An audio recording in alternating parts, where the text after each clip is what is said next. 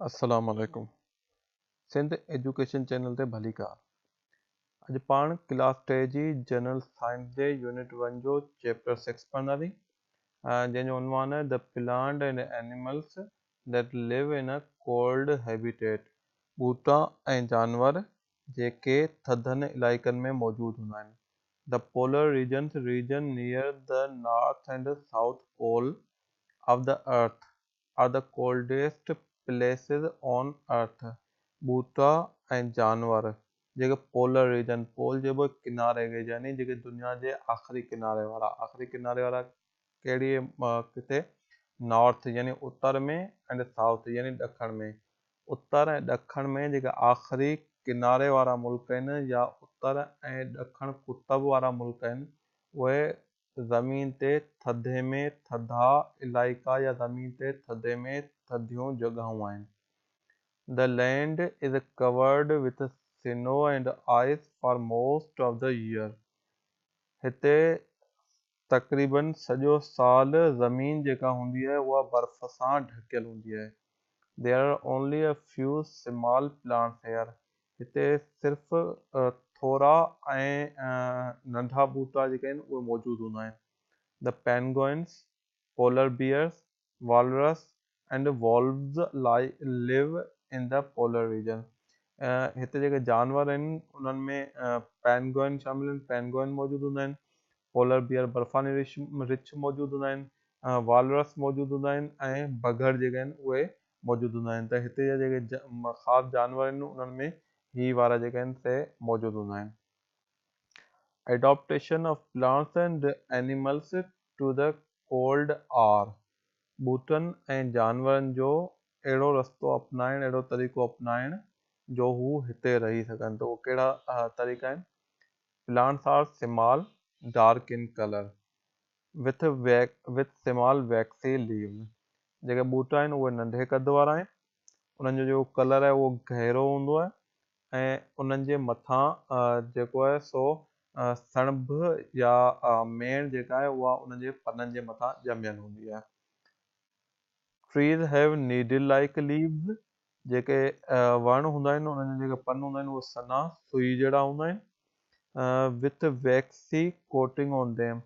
उन्हनि जे मथां सणभ जो या मेण जो हिकिड़ो तह हूंदो आहे जेको हुनखे ॻरण खां बचाईंदो आहे ऐं सीउ जी बर्दाश्त ॾींदो आहे। Trees have branches that drop downwards so they do not break with the weight of the snow। जेके उन्हनि जूं वणनि जूं शाख़ूं हूंदियूं आहिनि उहे हेठे तरफ़ झुकियल हूंदियूं आहिनि त जीअं उन्हनि जे मथां बर्फ़ किरे त उहे टुटी न पवनि, उन्हनि जे बर्फ़ जे वज़न ते टुटी न पवनि। Adaptation of animals to the cold places। जानवरनि जो अहिड़ो तरीक़ो अपनाइणु जो हू थधि खे बर्दाश्त करे सघनि। एनिमल्स हैव, जानवरनि खे हूंदो आहे a thick fur coat on the body. उनजे जिस्म ते थुल्हो खल जो या चमड़े जो हिकिड़ो तह। A layer of fat under the skin. चमड़ी जे हेठां सणभ जो थुल्हो तह मौजूदु हूंदो आहे। Fat round body shape with short legs. थुल्हो गोल जिस्म ऐं उन्हनि जूं टंगूं जेके आहिनि उहे नंढियूं हूंदियूं आहिनि। Large ears to protect from cold wind. हिन जा जेके कन आहिनि उहे वॾा हूंदा आहिनि जेके थधी हवा खां हिननि खे बचाईंदा आहिनि। थधी हवा जेको आहे उहा बीमार न करे सघे हिननि खे, त उहे जेके हिन जा कन हूंदा आहिनि उहे वॾा हूंदा आहिनि। When it gets cold, some birds fly to places where it is warmer। जॾहिं हिते जाम थधि थी वेंदी आहे, सीउ थी वेंदो आहे, त हितां जा जेके पखी आहिनि उहे उॾामी लॾे हितां ऐं गरम इलाइक़नि ॾांहुं, मतिलबु हितां जे मुक़ाबले में जेके गरम इलाइक़ा हूंदा आहिनि उते हलिया वेंदा आहिनि। They do so to find food and shelter। उहे इन करे ईअं कंदा आहिनि जो हू खाधो ऐं पनाह गाह ॻोल्हे सघनि। Many animals sleep in dens during the winter। काफ़ी सारा जेके जानवर आहिनि उहे गारुनि में या चरुनि में रहंदा आहिनि ऐं सुम्हंदा आहिनि। they eat the food they have stored there. ही इते खाधो खाईंदा आहिनि जेको हिननि अॻे ई जॾहिं बर्फ़ कान पई उन मौसम में स्टोर करे या ज़ख़ीरो करे हिते रखियो उहो खाधो ही थधी मौसम दौरान जॾहिं बर्फ़ किरंदी आहे उन वक़्तु खाईंदा आहिनि। एक्टिविटी मतलब सरगर्मी। Look at the picture one here.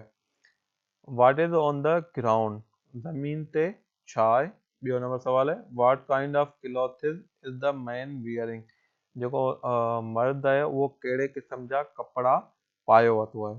If you had a chance to go to live there, जेकॾहिं तव्हांखे मौक़ो मिले हिते रहण जो, what changes would you make to live there?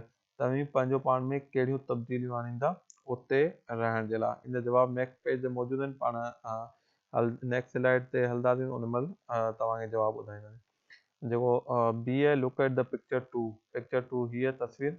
What is the name of this animal? हिन जानवर जो नालो छा आहे? What is its body covered with? इन जो जिस्म आहे उहो छा सां ढकियल आहे? Why is its body covered with this? हिन जी बॉडी छाजे करे इन सां कवर्ड आहे? हाणे पहिरीं तस्वीर पहिरियों सवाल आहे what is on the ground? ज़मीन ते छा आहे? ज़मीन ते जेका आहे उहा स्नो एंड आइस बर्फ़ जेका आहे उहा मौजूदु आहे। What kind of clothes is the man wearing? मर्द कहिड़े क़िस्म जा कपिड़ा पाए वरितो आहे? हीउ जेको आहे माण्हू कहिड़े क़िस्म जा? Man wearing very thick and hot clothes. जेको हीअ आहे उहो गरम ऐं थुल्हा कपिड़ा हिन खे पहिरियल आहिनि। If you had a chance to go live there, तव्हांखे उते वञण जो मौक़ो मिले, what changes would you make to live there? तव्हीं पंहिंजो पाण में कहिड़ियूं तब्दीलियूं आणींदा उते रहण जे लाइ? I will arrange a warm house. आउं उते हिकिड़ो गरम जॻह या गरम घर ॻोल्हींदुसि।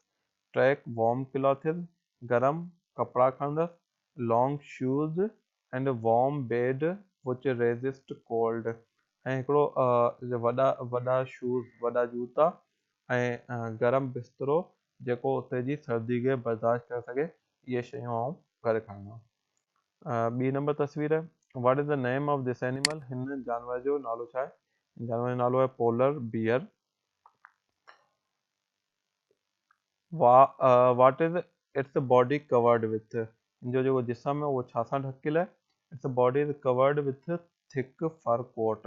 हिन जो जेको जिस्म आहे उहो थुल्ही खल सां या थुल्ही चमड़ी सां ढकियल आहे। And fat stored under it. ऐं हिन जे खल जे अंदरि जेका आहे उहा सणभ जेका आहे उहा स्टोर थियल हूंदी आहे, ज़ख़ीरो थियल हूंदी आहे। Why is its body covered with this? हिन जी बॉडी छाजे करे हिन सां कवर हूंदी आहे? Because it protects bear in extreme cold temperature. इन करे जो इहा जेका चमड़ी आहे उहा हिन खे सख़्तु सर्दी में सर्दी खां बचाईंदी आहे। सख़्तु सर्दी जे मौसम में बर्फ़ वारी मौसम में हिन खे सर्दी खां बचाईंदी आहे। अल्लाह हाफ़िज़। वधीक वीडियोस ॾिसण जे लाइ सिंध एजुकेशन चैनल ज़रूरु सब्सक्राइब कंदा।